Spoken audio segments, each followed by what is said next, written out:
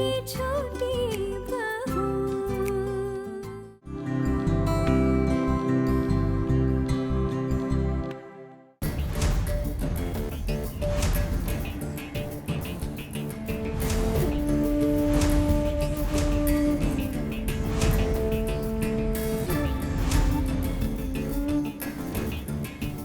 ఈ అమ్మాయి ఎందుకంత తెలిసిన ముఖంలో అనిపిస్తుంది? ముఖం ముసుగుతో దాచుకుంది కానీ నాకు తెలిసినట్టు అనిపిస్తుంది. ఈ ఇల్లు వడ్డీ అత్తారు కదా. అవును, ఇది ఖచ్చితంగా చిన్న కోడలే. ఈ అమ్మాయి నగలు తాకట్టు పెట్టి పెద్ద మామ ఎదురు తన పెత్తనం చెలాయించాలనుకుంటుందా? ఇది చాలా డేంజర్. ఇదే గనక నిజమైతేనా ఇది నా చేతుల్లోంచి తప్పించుకోలేదు. ఇంటి మహాలక్ష్మి ఇంటి నగలనే తాకట్టు పెట్టడానికి వచ్చింది.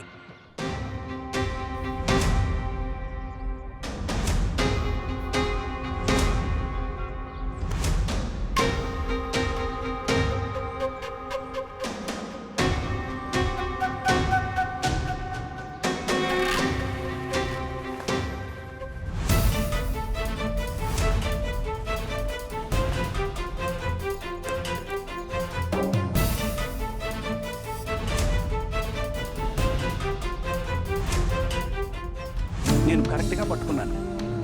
ఈ అమ్మాయికి ఎలాంటి గుణపాఠం చెప్తానంటే దీని పొగరంతా అణిగిపోతుంది. కానీ ఇప్పుడు ఏమానను. రెడ్ హ్యాండ్గా పట్టుకున్నాను. అందరి ముందు దీని బంగారం బయటపడతాను. బస్తీ వాళ్ళందరినీ, బంధువులందరినీ పిలిచి వడ్డీ అత్తను కూడా ఆహ్వానిస్తాను. అందరి ముందు దీని భాగవతం బయటపడుతుంది. నాతోనే ఎదురు మాట్లాడుతుంది కదా. ఇప్పుడు చూడు, నీ నోరు సరి చేయకపోతే అప్పుడు అడుగు, నా పేరు పోల్ట్నే కాదు. చిన్న కోడలా, ఓయ్ చిన్న కోడలా, చిన్న కోడలా, మందులకి టైం అయింది కానీ ఒక్కర్లేరు. చిన్నదానా, ఓయ్ చిన్న కోడలా. అమ్మా, మీరు పిలుస్తున్నారా? అరే, చిన్న కోడల్ని పిలిస్తే మీరొచ్చారేంటి? అమ్మా, తను పైకి వెళ్ళింది బట్టలు ఆరేయడానికి. ఇప్పుడే వచ్చేస్తుంది. మీకు ఏదైనా అవసరమైతే మీరు నాకు చెప్పండి. నా మందులకి టైం అయిందని అందరూ మర్చిపోయారు. అత్తయ్య, నేను ఇవ్వనా మందులు మీకు? ఎందుకే? రోజు మందులు నువ్వు ఇస్తున్నావా ఇవాళ అడగడానికి? లేదత్తయ్య, మందులకి మీకు లేట్ కాకూడదని అలా అన్నాను. ఆమె బట్టలు ఆరేయడానికి మేడపైకి వెళ్ళింది కదా, అవి ఆరేయడానికి టైం పడుతుంది కదా. మందులకి టైం అయిందని దానికి తెలిసినప్పుడు ఇప్పుడు ఒక్కసారిగా బట్టలు ఆరేయడానికి పైకి వెళ్ళడం ఎందుకు? తనిప్పుడు అవును పెద్దమ్మ, ఇవాళ ఆహాన ఆలస్యం చేసి చాలా పెద్ద తప్పు చేసింది.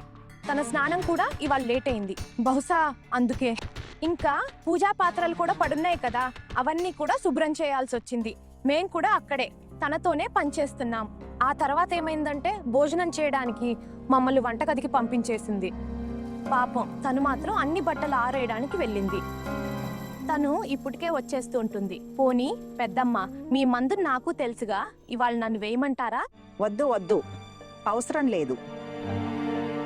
అయినా ఇవాళ ఇల్లెందుకు ఇలా ఖాళీగా అనిపిస్తోంది? ఈ చిన్న ఠాకూర్జీ ఎక్కడున్నారు? ఇద్దరు గదిలో తపస్సు చేస్తున్నారా? ఇప్పుడే కదా నాతో తిని వెళ్ళారు. లేదమ్మా, వాళ్ళిద్దరూ ఎక్కడికో బయటకు వెళ్ళినట్టున్నారు. ఏంటి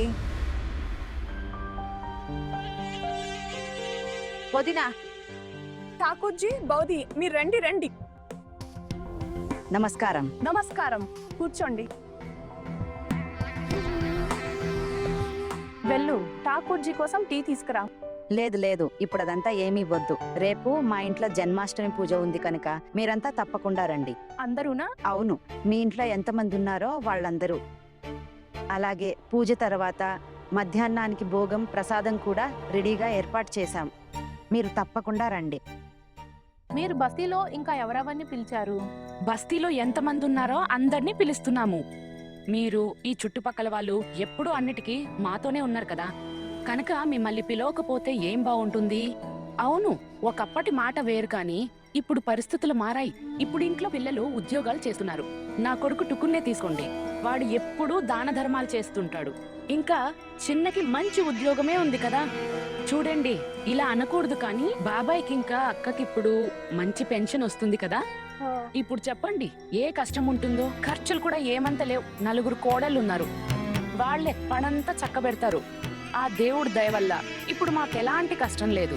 కానీ మీరందరినీ వెంట పెట్టుకుంటారండి, సరేనా? ఏం ఆలోచిస్తున్నారు మీరు? రారా ఏంటి? లేదు ఠాకూర్జీ, మేము వస్తాం, తప్పకుండా వస్తాం. మీ వదినను చూస్తే కాస్త భయంగా ఉంటుంది కదా, ఎప్పుడు గర్జిస్తూ ఉంటుంది కదా. అయినా ఒకటి చెప్పనా ఠాకూర్జీ, మీరు తప్పుగా అనుకోవద్దు.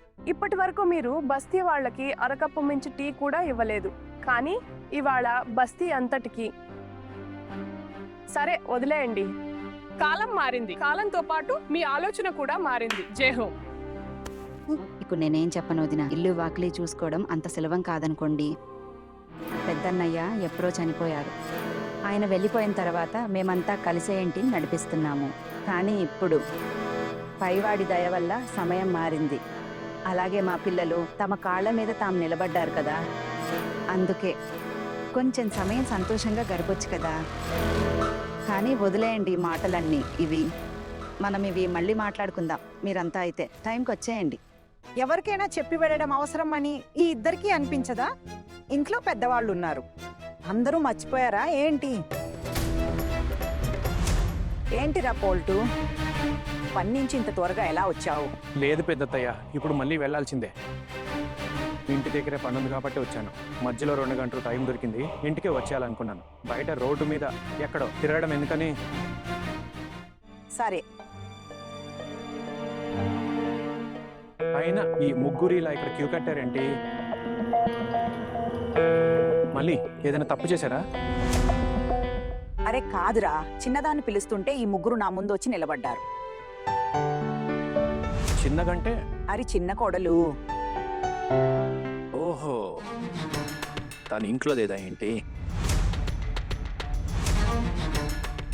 ఇప్పుడు అస్సలు కూడా నోరు తెరవను. సరైన సమయం, ఇంకా సరైన చోటు చూసి ఆ అమ్మాయిని ఇలా అవమానిస్తాను కదా. అరే మేడ పైన బట్టలు ఆరేస్తుంది. వా, ఇది అబద్ధాల సైన్యాన్ని తయారు చేసింది. అందరూ దాని దగ్గర మంచి ట్రైనింగ్ తీసుకుంటున్నారు. వీళ్ళందరికీ గుణపాఠం చెప్పాల్సిందే. అక్క, ఈయన ఇదే దారిలో తిరిగి వస్తున్నారు. ఇంకా ఇప్పుడే ఆహనా కూడా ఇక్కడి నుంచి బయలుదేరింది. వీరెక్కడైనా ఆహనాని చూసుండారు కదా, అందుకే వచ్చాడేమో. ఈ టైంలో ఇలా మధ్యలో రారు కదా. నీకేమైనా పిచ్చా?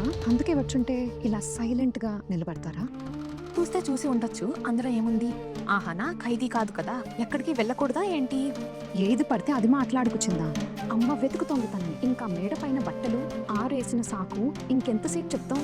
ఒకవేళ ఆహానా వచ్చి ఇంకేదైనా చెప్తే ఏమవుతుంది ఆలోచించారా? నాకు అనిపిస్తోంది ఈసారి మన రాతలో ఏదో పెద్ద షాక్ రాసిపెట్టుందని.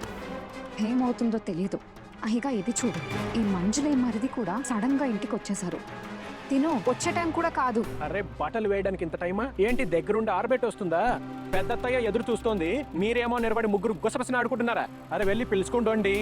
అవునవును తెలుసు, ఆవిడ వచ్చేస్తుంది కదా బట్టలు ఆరేసి. తెలుసు, అమ్మకు మందులు ఇవ్వాలి. 4-5 నిమిషాలు అటు ఇటు అవుతాయి కదా. 5 నిమిషాలు ఆలస్యమైనా ఏమీ కాదు కదా. 4-5 నిమిషాలు ఆలస్యమైతే ఏమీ కాదని ఎవరన్నారు? ఏ డాక్టర్ ఇచ్చిన స్టేట్మెంట్ ఇది? కాదు, అలాంటిదేమీ లేదు. పెద్దమ్మకు మందులు ఇవ్వడానికే వెళ్తున్నాం, కానీ పెద్దమ్మ వద్దు అన్నారు కదా. ఆమెకు ఆహానా ఇస్తేనే మందులు వేసుకోవడం అలవాటు, అందుకే. ఓహో, అలవాటైపోయింది. అవును, అర్థమవుతూనే ఉంది. నేనైతే మధ్యలో ఆగాను కూడా, కాసేపటి తర్వాత వచ్చాను. అయినా దానికి ఎందుకు అంతసేపు పడుతుంది?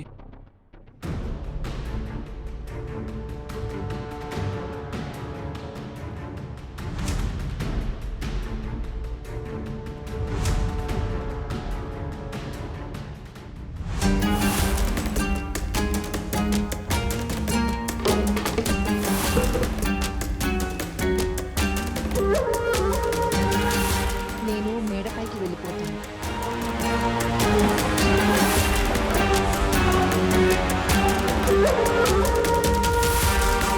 పర్సు ఇక్కడే దాచాలి, లేకపోతే తెలిసిపోతుంది. మరి డబ్బులు తీసుకెళ్తాను.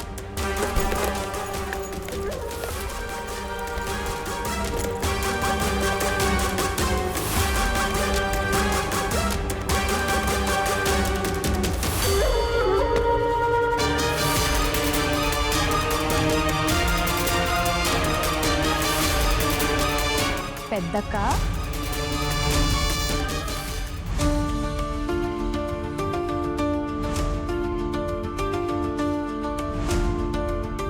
ఏంటి ఇది పైనుంచి ఎలా?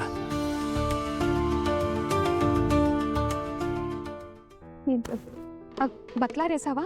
అవునక్క, ఆరడానికి బట్టలన్నీ మేడ మీద వేసేసాను.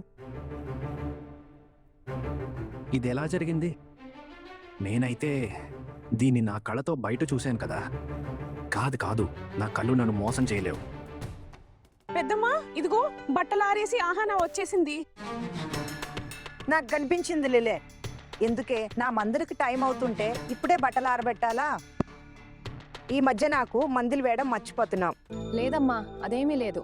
ఇదిగో ఇప్పుడే ఇచ్చేస్తాను. బట్టలు చాలా ఎక్కువగా ఉన్నాయి కదా, అందుకే ఆరేసేసరికి చాలా సమయం పట్టేసింది. ఇంకా ఇల్లు శుభ్రం చేయడానికి కూడా ఇవాళ చాలా సమయం పట్టింది. చూస్తున్నావా ఎలా టకటక అబద్ధాలు ఆడుతోందో? దీని లోపాల కూడా భయం అన్న మాటే లేదు. నిజమే చెప్తున్నారక్క మీరు. ఇంకా మీ మంజరి మడుదున్నారుగా, వచ్చి ఇన్స్పెక్టర్లా మారి వెంటనే విచారణ మొదలు పెడతారు. అయితే మనం దొరికేసాం.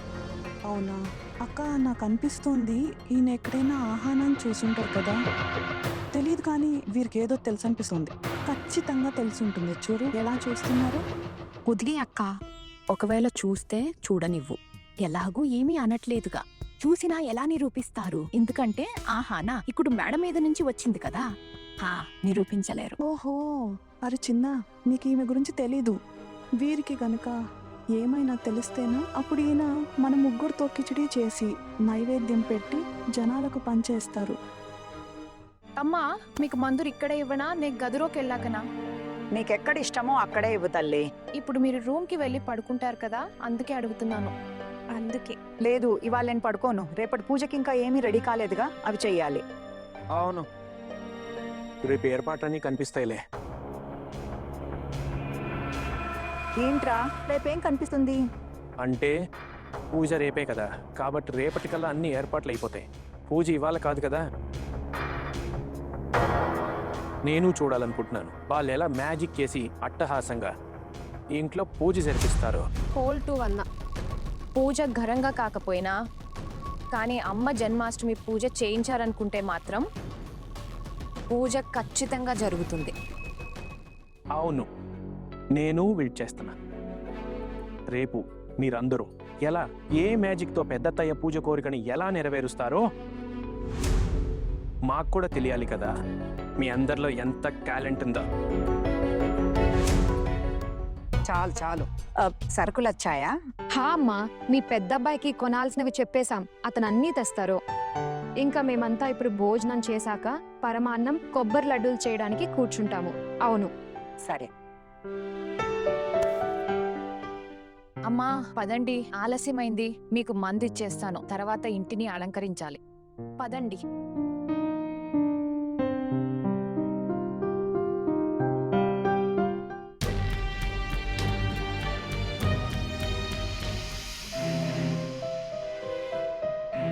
ఏంటి దాహన, గిడ్వి మాసి ఇంటికి వెళ్ళొద్దని నీకు చెప్పాను కదా, అయినా నువ్వు అక్కడికి వెళ్ళావు. అక్క, తర్వాత కోప్పడచ్చుగా ప్లీజ్. రేపటి పూజ కోసం ఇంకా చాలా ఏర్పాట్లు చేయాల్సింది. ముందు పనులన్నీ ఫాస్ట్గా చేస్తాను, తర్వాత మీకు ఎంత తిట్టాలనిపిస్తే తిట్టండి. ఒక్క నిమిషం. ఇవి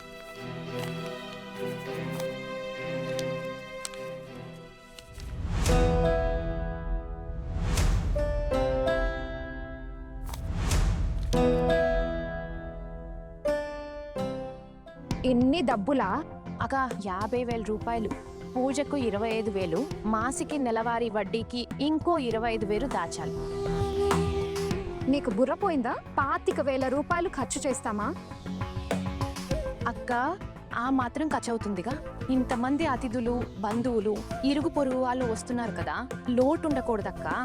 ఇన్నాళ్ళ తర్వాత అందరూ ఇంటికి వస్తున్నారు. మర్యాదలు చేయాలంటే అంత ఖర్చు తప్పదుగా. పైగా వీరిలో ఎవరైనా రాత్రికి ఆగిపోతే వాళ్ళకి రాత్రి భోజనం వద్దని చెప్పలేం కదా. అయినా సరే ఈ 50,000 రూపాయలలా? అక్క, ఇప్పుడే చెప్పానుగా, మర్చిపోయావా? ఇందులో 25,000 మాంజీకి ప్రతి నెల వడ్డీకి పక్కన పెట్టాలి కదా.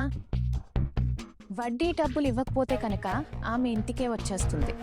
కానీ నేను ఆమెకు తప్పుడు అడ్రస్ ఇచ్చాను, పక్కనే ఉన్న గల్లీ అడ్రస్ ఇచ్చాను. కానీ ఆమె నా ఫోన్ నెంబర్ తీసుకుంది. ఏంటి ఏమన్నావు? ఫోన్ నెంబర్ ఇచ్చావా? దేవుడా, ఆహానా నీకు చెప్పాం కదా ఆ గిర్వి మాసి దగ్గరికి వెళ్ళొద్దని. ఎవరికైనా తెలిస్తే నీ వల్ల మనకు పెద్ద క్లాస్ పడుతుంది.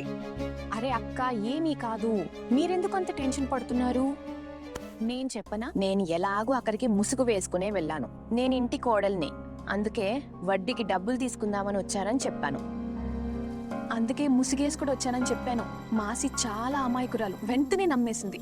చూడు ఆహానా, ఒక మాట గుర్తుంచుకో, బస్తీలోని ఆడవాళ్ళందరికీ ఆహ్వానం పంపుతున్నారు. పొరపాటున ఎవరైనా గిర్వీ మాస్ని ఆహ్వానిస్తే అందరి ముందు మన బండారం బయటపడుతుంది. మరి ఇంట్లో వాళ్ళు మన తల పగలగొట్టేస్తారు, అంతే. తల పగలబడతారు. అక్క, నీకెందుకు భయం? నాకో మాట చెప్పండి, గిర్వీ మాసి ఇక్కడికి వచ్చిన నన్ను ఎలా గుర్తుపడుతుంది? నేడు నా ముఖం ఆమెకు చూపించలేదు కదా, అవునా కాదా? నేను ముసుగు వేసుకుని వెళ్ళాను, ఆమె నా చెయ్యి మాత్రమే చూసింది. చేతిని చూసి నన్ను ఎలా గుర్తిస్తుంది? అయినా సరే, మీరు చెప్తే నేను ఒక పని చేస్తాను. నేను చేతికున్న నగలను రేపు మార్చేసుకుంటాను.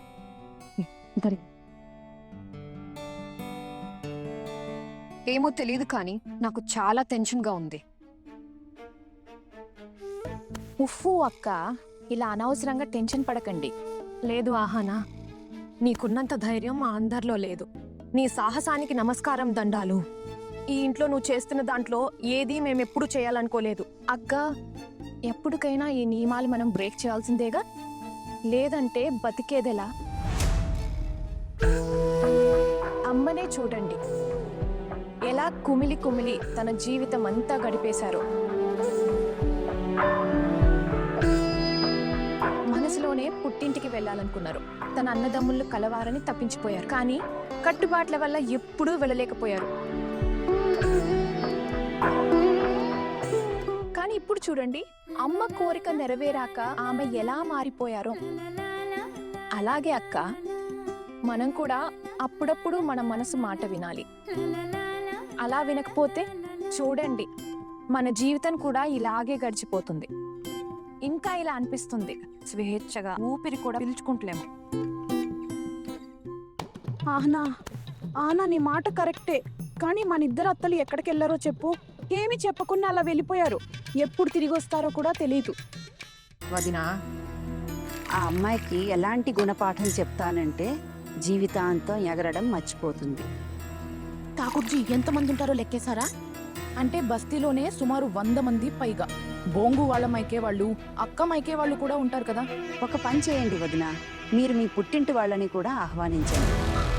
ఠాకూర్జీ, నేను నా పుట్టింటి వాళ్ళని నేనే పిలవాలా? సరే అయితే నేనే చెప్పేస్తాను. మీ పుట్టింటి వాళ్ళకి, అలాగే మన బంధువులు ఎంతమంది ఉన్నారో వాళ్ళందరికీ ఆహ్వానం ఇస్తాను. కనీసం 100-150 మంది అయితే పక్కాగా వస్తారు.